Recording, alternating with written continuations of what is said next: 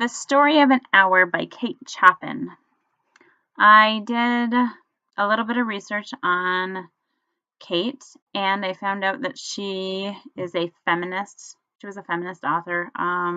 She was considered one of the leading writers of her time, so I guess it's safe to say she is a pretty credible source. The story was written in 1894.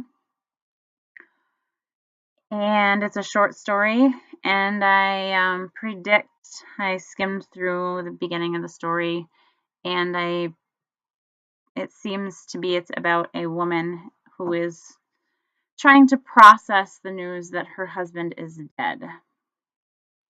Knowing that Mrs. Mallard was afflicted with a heart trouble, great care was taken to break to her as gently as possible the news of her husband's death.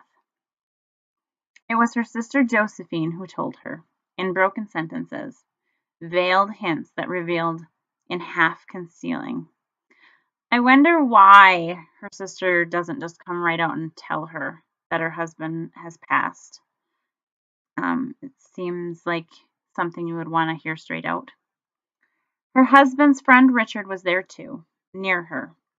It was he who had been in the newspaper office when intelligence of the railroad disaster was received, with Bentley Mallard's name leading the list of killed.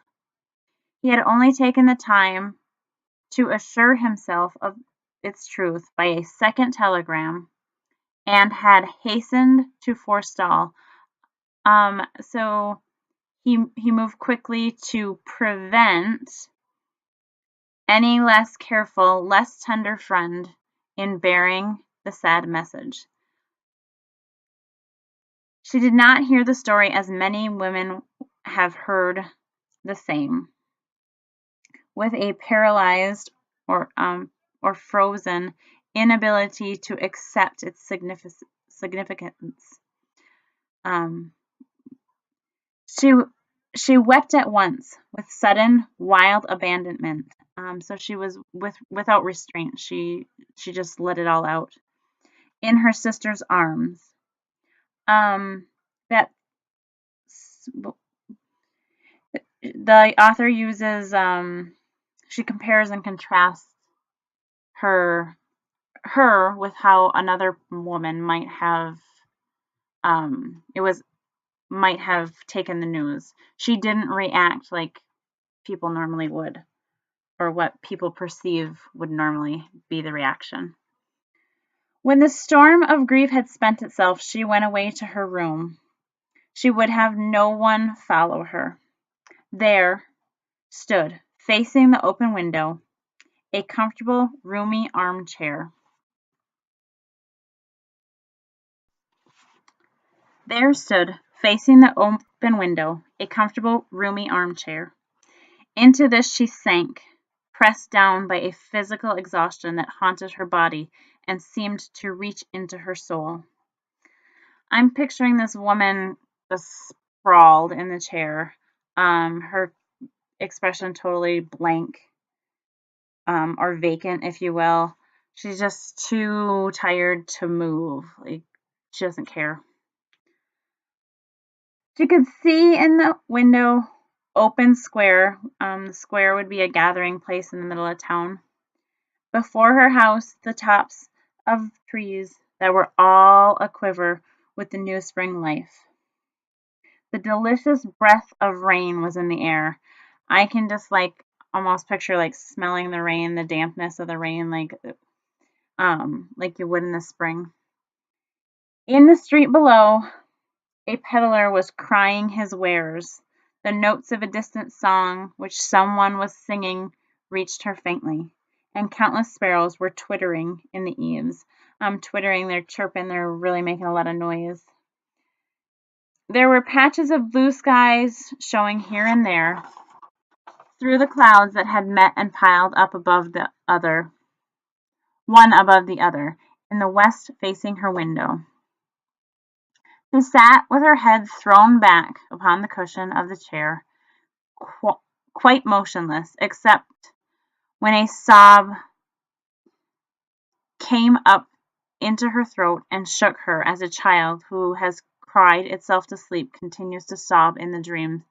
I just am struck by this woman. She just must have really, really, really been deeply in love with her husband, for her reaction to be quite so violent. She was young, with a fair, calm face, whose lines bespoke repression and even a certain strength. I'm questioning why this is relevant. Why is her beauty and her youth relevant to the story? But now there was a dull stare in her eyes, whose gaze was fixed away off yonder on one of those patches of blue sky. It was not a glance of reflection, but rather indicated a suspension of intelligent thought. I can relate. I know I have been in this position of being just so tired and shocked or saddened that you just can't even form a coherent thought. There was something coming to her, and she was waiting for it, fearfully. What was it? She did not know. It was too subtle and elusive to name. But she felt it, creeping out of the sky, reaching toward her through the sounds, the scents, the color that filled the air. The way that the author writes, it makes me kind of nervous and uneasy, like you're suspenseful, waiting for something really, really bad to happen. Now her bosom rose and fell tumultuously. She was beginning to recognize this thing that was approaching to possess her, and she was striving to beat it back with her will, as powerless as she was, as her two white slender hands would have been. So it kind of seems like she's trying to push it away, and her will is no more powerful than she would have been, like, to physically push something away. When she abandoned herself, a little whispered word escaped her slightly parted lips. She said it over and over under her breath. Free, free, free. I was struck by how much she must have loved her husband earlier, but now she feels free. Him being dead makes her feel free, and I'm kind of confused. I wonder why it is that she feels free instead of saddened. She did not stop to ask if it were or were not a monstrous joy that held her. A clear and exalted, exalted means raised, higher up, perception enabled her to dismiss the suggestion as trivial. She knew that she would weep again when she saw the kind, tender hands folded in death, the face that never looked save with love upon her. Save in this context means except. So he never looked at her except with love. So if he only ever looked at her with love, why did she feel relieved? I don't understand that. But she saw beyond the bitter moment a long procession of years to come that would belong to her absolutely, and she opened and spread her arms out to them in welcome. There would be no one to live for her during those counting years. She would live for herself. I wonder if she felt like she was controlled. It seems to me that it is I don't want to use the word abuse because it doesn't seem like there's physical abuse. She doesn't mention him being violent, but I wonder if he was controlling and maybe emotionally abusive.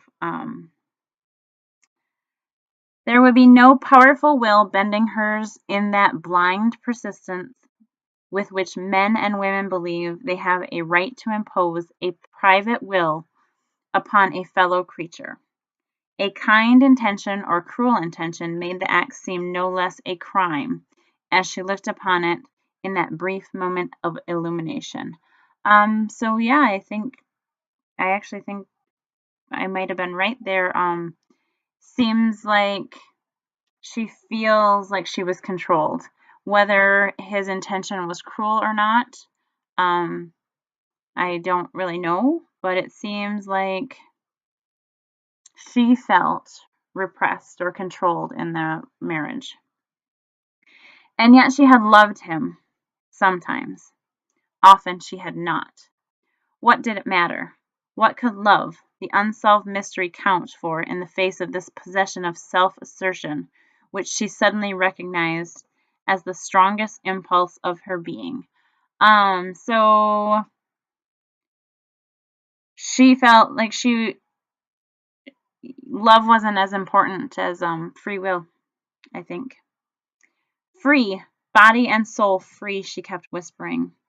Josephine was kneeling before the closed door with her lips to the keyhole, imploring for admission. Louise, open the door. I beg, open the door. You will make yourself ill. What are you doing, Louise? For heaven's sake, open the door. I wonder if her sister was aware of her feelings towards her husband. Go away, I'm not making myself ill. No, she was drinking in the very elixir of life through the open window. Her fancy was running riot, so her imagination was kind of just running away with her. Along those days ahead of her, spring days and summer days, and all sorts of days that would be her own, she breathed a quick prayer that life might be long. It was only yesterday she had thought with a shudder that life might be long. So she's looking forward to living instead of dreading it. She arose at length and opened the door to her sister's importunities or persistence. There was a feverish triumph in her eyes, and she carried herself unwittingly like a goddess of victory. She clasped her sister's waist, and together they descended the stairs. Richard stood waiting for them at the bottom. Someone was opening the front door with a latch key. It was Brentley Mallard who entered, a little travel-stained, composedly carrying his gripsack and umbrella. He had been far from the scene of the accident, and did not even know there had been one. He stood amazed at Josephine's piercing cry, at Richard's quick motion to screen him from the view of his wife.